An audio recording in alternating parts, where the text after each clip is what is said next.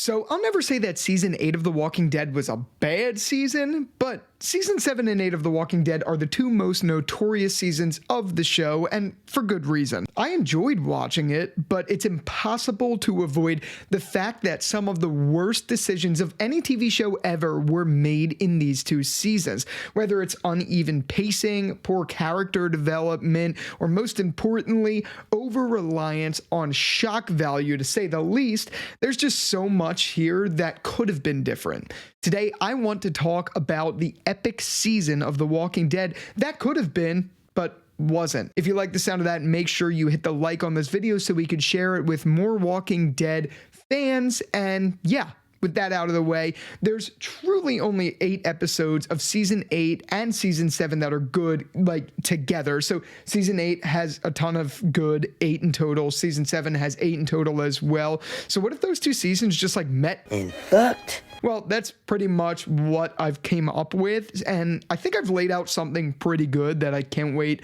to start with. But I'm not a writer, I'm not a showrunner, and writing this list has made it very clear that that's the case. So cut me some slack if you could in the comments. But as a matter of fact, I'd love to hear what you have to say about this down below, and tell me your thoughts on what you think would make for a great season 7 and 8. But this is mine, and anyways, with that, it's showtime, folks. First things first, I'd start by keeping the runtime the same. So we'd have 8 episodes broken up into mid-season. So we'd have the first 8, we'd have the last 8, 16 overall. So just one long season 7. But the first season would be really pulling from season 7, whereas season 7B would be pulling a lot from season 8 of The Walking Dead, making a full action-packed season with 8 final episodes just being absolute killer. So in order to do this, we would be starting with the following. Episode 1, The Day Will Come Where You Won't Be. Welcome to a brand new beginning, you sorry shits. This episode would start pretty much the exact same way, other than probably changing a couple things for that greedy cliffhanger. I wouldn't change too much though, because this episode was just so good, and I wouldn't change a lot of it for a second, especially being that this was adapted straight from the comics, and I think it was very important.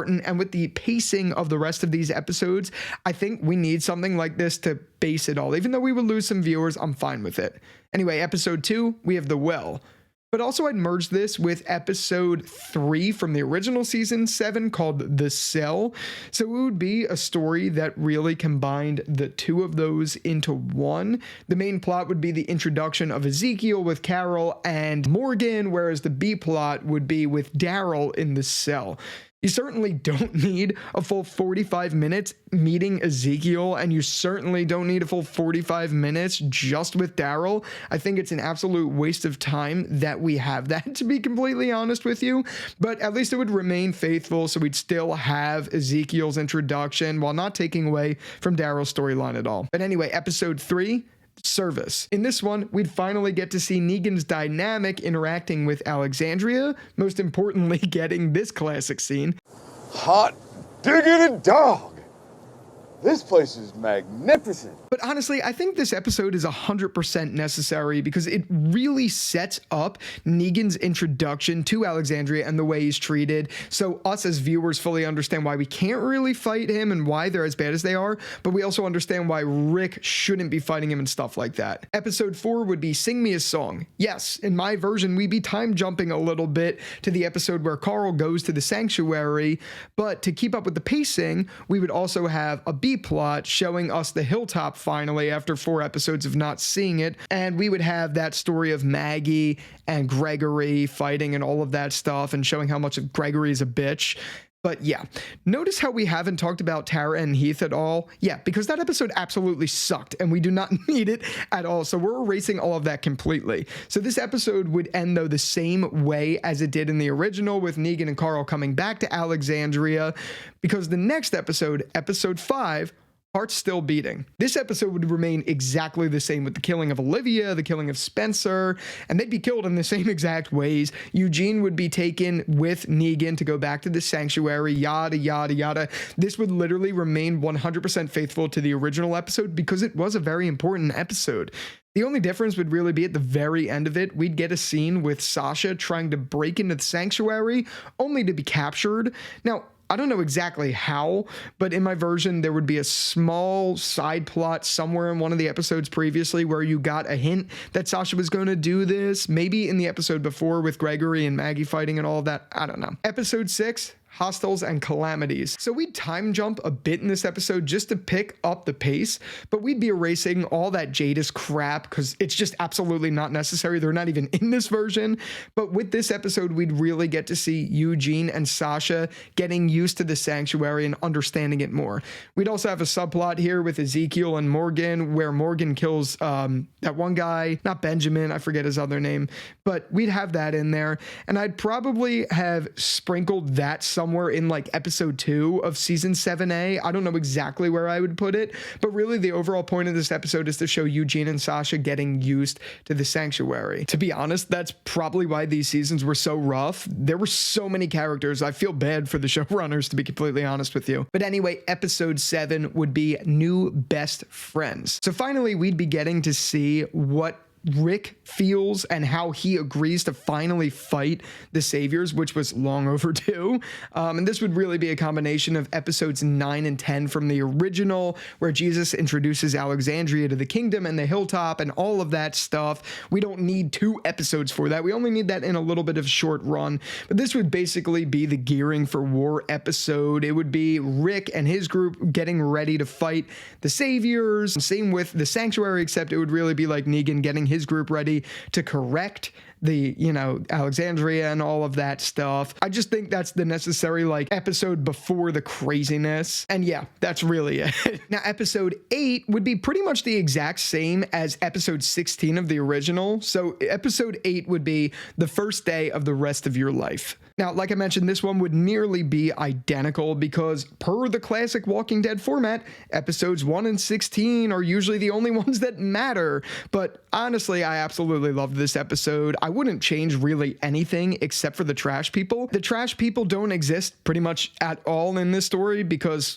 well, they're trash. And with that, season 7A wraps up, pushing the story along at a much faster pace, which is absolutely necessary, and getting rid of all the riffraff, because who needs the riffraff? You can tell the pace here is definitely a lot faster than it was in the original, but at the same time, it's a lot more concise because with it, you're getting to see stories develop quickly, which The Walking Dead drastically needed in these seasons. Like, seriously, they drastically needed it. But anyway, we'd still have a mid-season break, and then we'd come back to an absolute banger of a second half all-out war.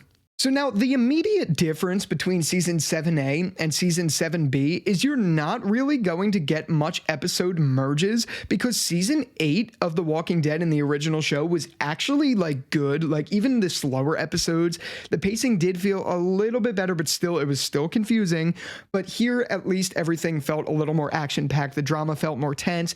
Things just felt ramped up, whereas season 7 was episode 1 was a banger and episode 16 was a banger. Everything else flat.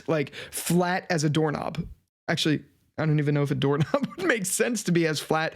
Whatever, you get the point. The other episodes were just so flat, so you need to merge a lot of them there to tell the story, but move it faster. Here you don't.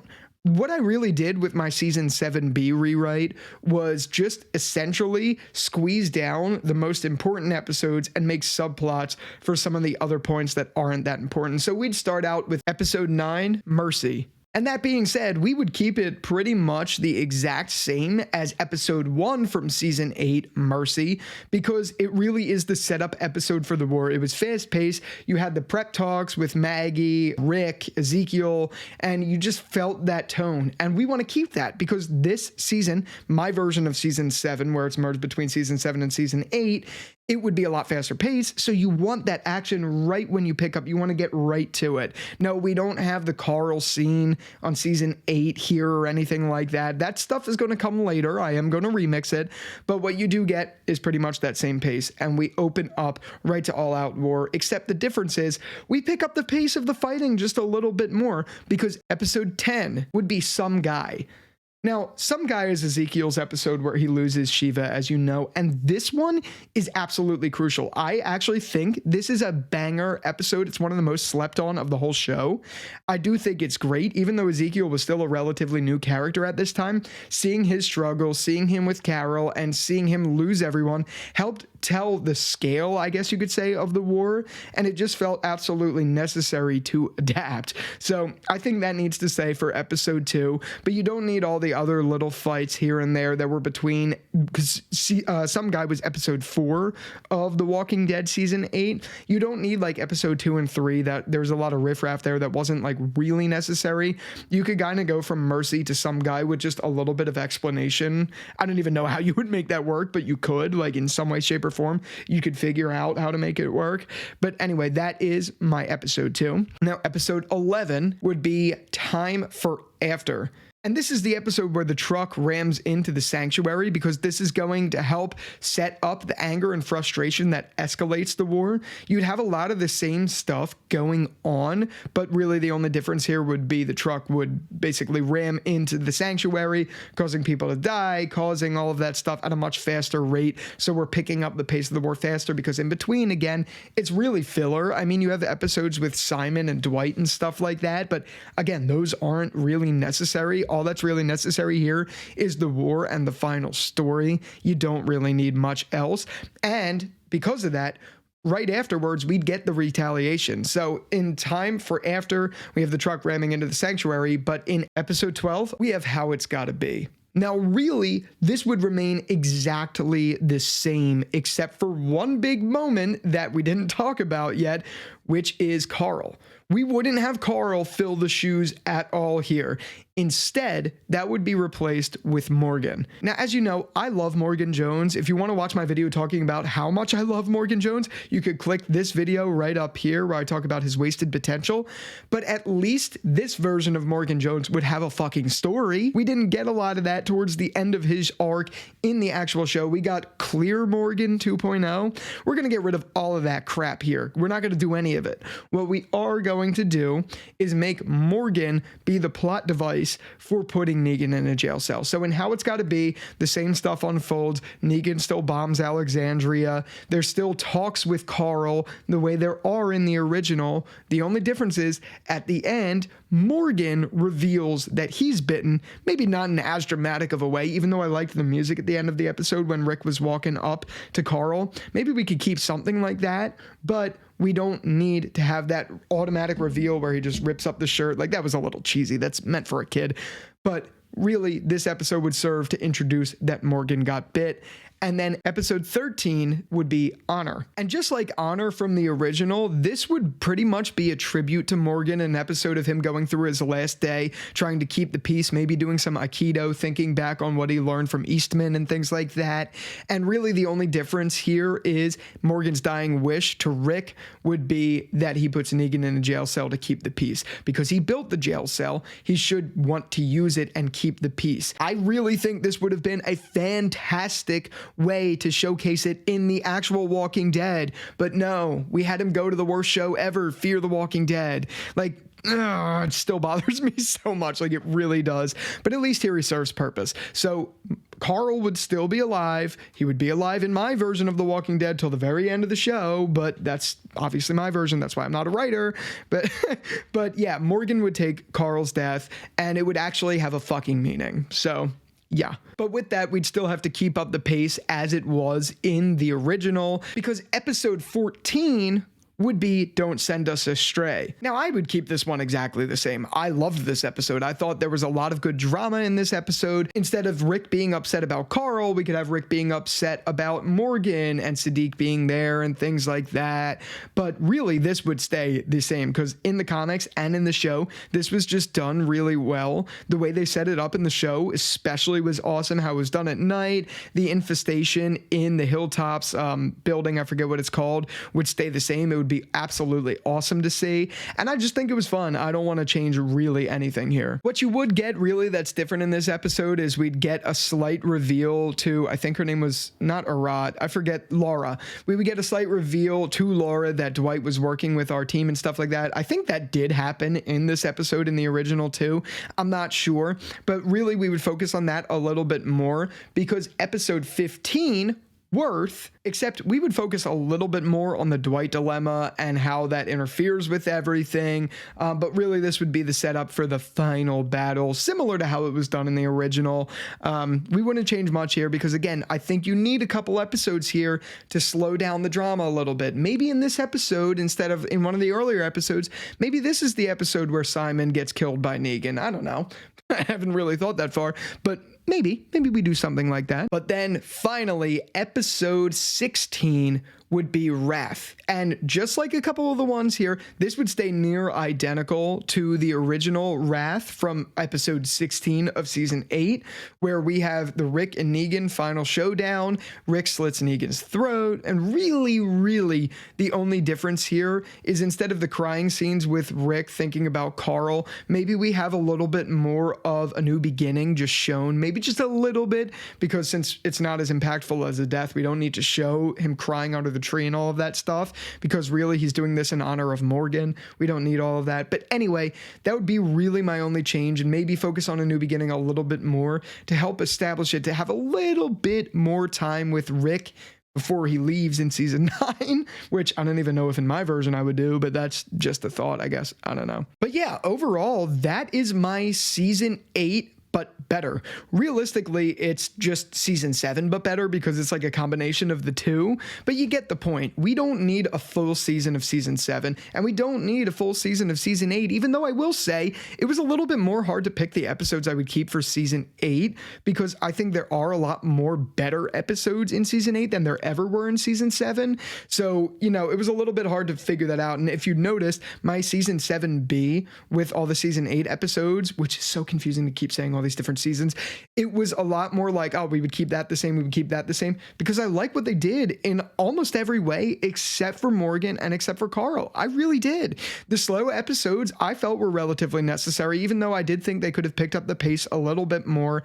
I think really the episodes that I put here are the key standout ones, which you could alter a little bit to pick up the pace. Again, not fully necessary, but this is what I would have done. Season 7 is actually the real problem. It's not even season 8. It's just a couple of the worst decisions ever were made in season 8, so we have to include that there. But yeah, that's the list. If you liked this, please let me know. I can't wait to hear what you have to say and what lists you have, because, you know, everyone has a different version of this. I'd love to hear, would you keep it the same way as this? Would you keep it the same way it was in the original, where you have a full season 7 and a full season 8? What would you do? Can't wait to hear what you have down in the comments, but let's keep it as healthy as possible. And with that out of the way, if you like this video, again, let's help share this with as many Walking Dead fans as we can by giving it a like rating, and subscribe if you haven't already, because I do Walking Dead content, TV show content, and all sorts of other stuff. And yeah, with that out of the way, thank you again so much for watching this video, and until the next one, I'll talk to you later. Peace out.